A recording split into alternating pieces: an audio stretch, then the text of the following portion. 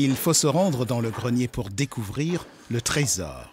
Des sacs d'orge de malt bio de 25 kg, venus pour l'essentiel d'Issoudun. C'est le stock stratégique de cette distillerie, sa matière première de base. L'orge de malt est concassée avant la première étape, le brassage.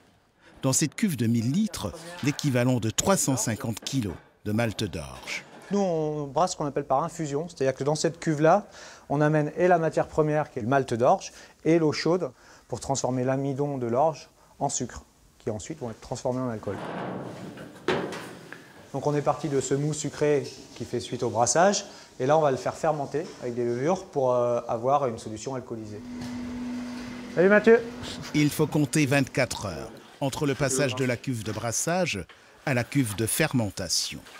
Ici, on se retrouve avec un jus d'orge. C'est de l'orge liquide, en fait. On va rincer plusieurs fois successivement. Et après cette phase-là, on transfère par le biais d'un refroidisseur et d'une pompe le mou sucré dans la cuve de fermentation à 25 degrés et dans lequel on va venir mettre une levure qui va transformer ce sucre en alcool. Et là, on est prêt pour la distillation.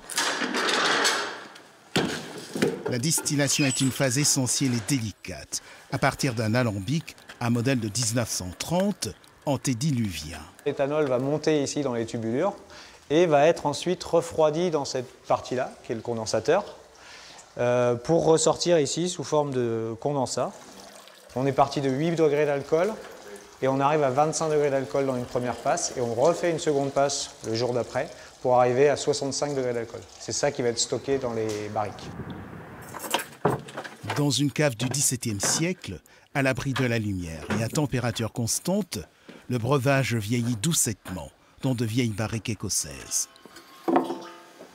Donc là, on ne peut pas vraiment le déguster comme ça parce que là, c'est à 65 degrés d'alcool, donc il faudrait qu'on le dilue pour bien le goûter. Mais le sentir, déjà, ça donne pas mal d'indications.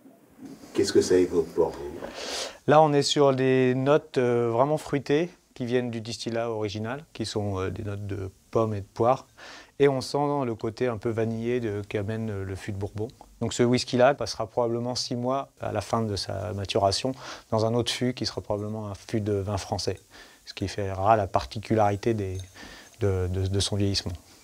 Il faudra attendre fin décembre 2018 et le terme de 3 ans pour pouvoir déguster ce single malt 100% berry. Les 400 bouteilles de ce premier whisky local et régional sont presque toutes déjà réservées.